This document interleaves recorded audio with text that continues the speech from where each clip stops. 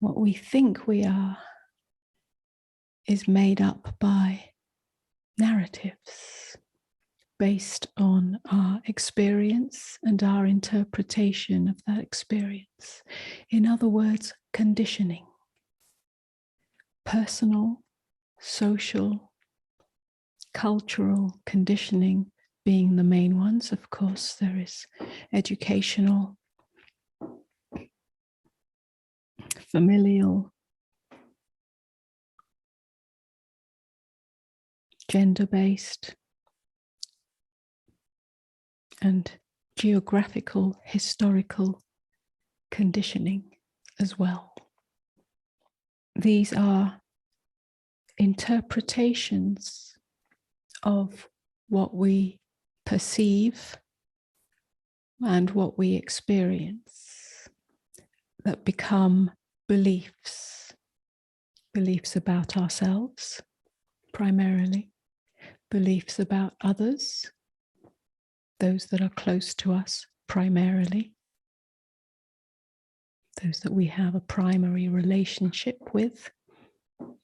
And beliefs about the world. And the world includes everything.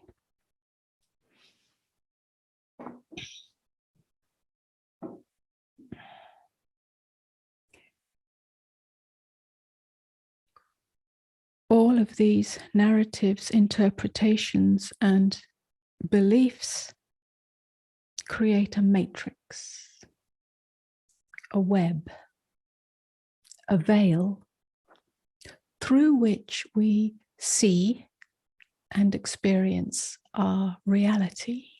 But that reality is not reality. It is distorted through the lens of that interpretation, through the lens of that web, that matrix. It's called conditioning. It makes up what we call the ego self.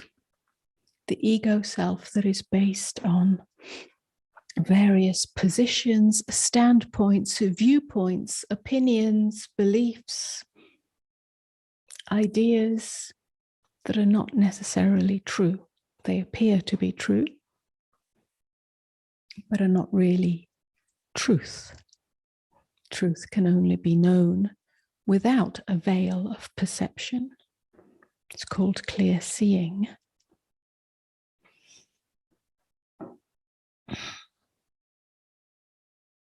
This matrix, this web, this veil is what gives rise to reactivity,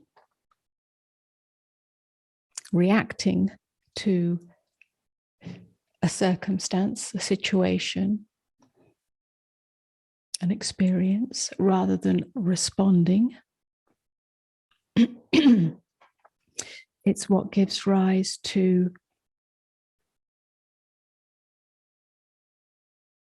suffering, psychological suffering, because there is no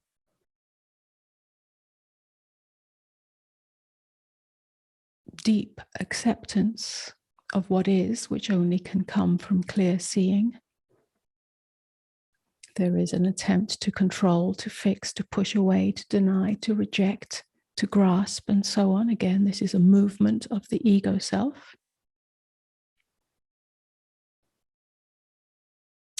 And at some point, there is a yearning for freedom. The freedom that comes with self-realization, self-liberation. In other words, waking up out of the matrix. At some point on the journey, we attempt to fix our conditioning or get rid of our conditioning. Yeah? We may have an inkling and a lot of investigation into our conditioning, whether it's cultural, whether it's historical, whether it's parental, whether it's circumstantial. things that have happened to us, things that we've inherited along the way, ancestral, karmic even, so on and so on. And we feel weighed down by this conditioning. It's not really who I am. There's something more, there's something vaster, there's something more free than this. How can I know this? So then we attempt to get rid of our conditioning or to fix it somehow, as if it's a problem. It is a kind of problem because it's the matrix, but it's not a problem to be fixed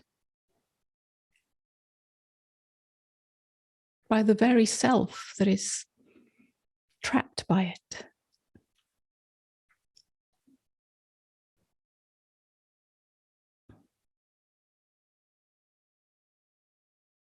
At some point, a true investigation as to what is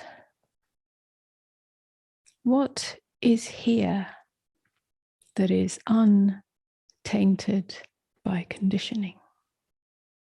And can I know that? This is the true spiritual investigation, the true coming home